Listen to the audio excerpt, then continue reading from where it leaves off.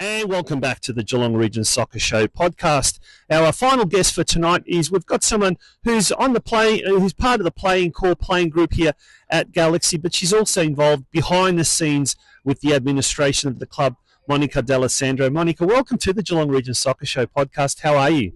Thanks, Tonch. Thanks for having me. I'm good, thank you. Yeah. Now, a real pleasure having you. You've been on the football scene here as a player, as an administrator for many years, and you're telling me off air you've really seen the rise of women's football, particularly at an elite level like Galaxy over the last couple of decades since when you were a little kid playing junior football to now playing senior football. How would you describe that? Is it being personally involved as a player, is it an exciting kind of era at the moment in women's sport to just see it really rising and going to another level? Yeah, absolutely.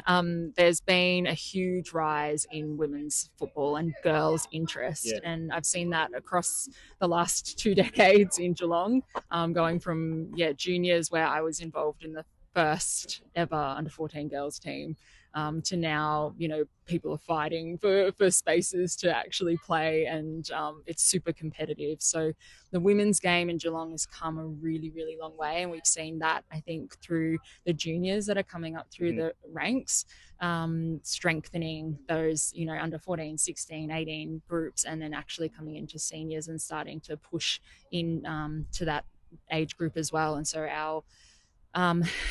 our playing pool across the region is actually getting really competitive. And Galaxy as a destination club as well. I mean, highest ranked club in the women's sphere, playing at one level below NPLW. And once upon a time, Geelong Galaxy was playing in the NPLW, and we want to get there as quickly as possible. But and the juniors are also playing at the elite level and doing very well. We spoke to Aaron Petman earlier, the president, about how well the juniors are doing this year. Does that help? Does that help the fact that girls can play at a very high level and they don't need to go down to Melbourne like what they needed to do so in the past? Yeah, absolutely. I think that's been probably made the biggest difference, really. We've got a pathway here in Geelong for girls to play at the elite level, and not have to travel down the highway. I mean, when I was growing up, I had friends that used to catch the train down to Melbourne at the age of 14, and just to make training sessions. And, now we've actually got a group of players here in an incredible club that are able to provide that. And I think that's been the biggest difference. We're really seeing these junior teams coming up really strong the last couple of years, and they are pushing into our senior ranks now. And so, it's, I think, a matter of sooner rather than later as to when we finally get back into that NPL senior squad. Now, last week we had the coach of the Lara United senior women's team, Steve DeCunto, and he touched on the grading, the local grading of the competition here. He goes, he doesn't like it. A lot of the girls don't. There seems to be a lot of score blowouts, but at the moment it seems to be like a necessary evil. What more do you think can be done, at least locally at community level, to drive that next wave of players that could potentially play at a higher level? Do we need to, I don't know, like what do you think? What does Geelong football need at the moment as far as the side of things to take it to another level? I can't comment too much on the grading aspect because I haven't experienced it myself, but I have heard a lot about it, and it's definitely quite controversial. I think community in Geelong is probably the most powerful thing. So when you've got a community at the local level and the elite level that are all banding behind each other. Glad you'd say that. Yeah. I think I think that is probably the most powerful aspect of, almost bringing those local clubs together along with our state league clubs and, Geelong Galaxy at the VPL, NPL pathway. So, because if you're going to have a pool and you're going to have an increasing pool of elite players, they got to come from somewhere, don't they? Yeah, that's exactly right. If you've got a good mini Roos junior setup at community level, and girls are being introduced to the sport, as are boys as well, and then there are always going to be those ones that just do it for fun and social, but then there's that fraction, a small fraction, that want to take it to another level. And what we're saying is we need that. We need a strong foundation at grassroots level, and then eventually the best of the best will move to a higher level, and hence they're going to go to clubs like Geelong Galaxy if they're female players. Isn't that right? Yeah, that's exactly right. That's what we hope. So I think, in Geelong, we're a community in Geelong. It's just, a big region, but it's it's a small community. Everyone knows everyone, and I think that we need to celebrate what we've actually got here. So when you've got junior kids that are coming up in the ranks and then they start to make it into that top tier, it should be celebrated to pass them on. Yeah, absolutely.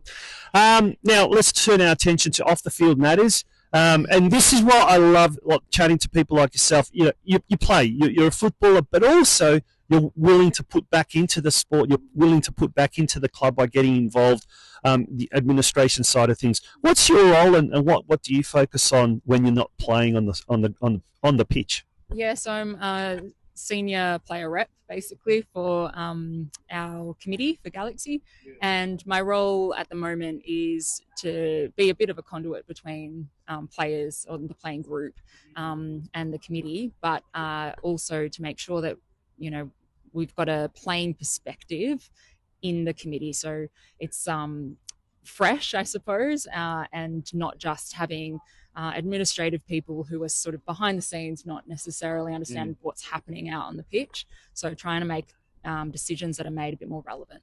Now, that is a really important thing to talk about, because a lot of clubs are sort of hamstrung by finances. So they look at dollars and cents and how to save money, or they're well-intentioned parents who get involved because their kids are involved and so they want to get involved, but they might not necessarily really understand the vibe that's happening on the pitch or in the dressing room. That's where you come in, correct? Yeah. So I try and sort of, I suppose, provide a bit of a grounding presence to sort of go, okay, well, what about the players? Where is this going to fit in for all of us?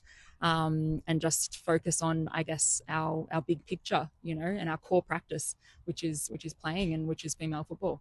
And what about the players themselves? Do they appreciate having someone like yourself who's able to represent them in the boardroom, but at the same time you're able to come back and give the board's perspective or the committee's perspective to them so that they can buy into the vision, I guess, for want of a better word? Yeah, absolutely. And I think as well, there's a certain aspect of it where they know that things are just happening behind the scenes. They've got a representative in there, and they don't have to worry too much about stepping in, and they can just focus on football, which is what they do. Has it been smooth sailing, or have you sometimes been caught in the middle of two warring factions? It's been okay so far.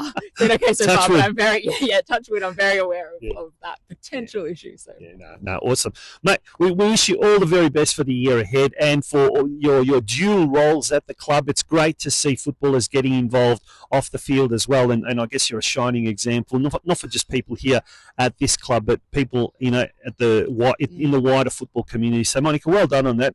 Wishing you all the best for 2026. Thank you so much. Monica D'Alessandro from the Geelong Galaxy United Football Club. Fantastic speaking to her. We're going to take a break, and after this short break, we'll be winding up tonight's episode. Tonight's very special Geelong Galaxy United themed episode of the Geelong Region Soccer Show podcast. Don't go away, folks.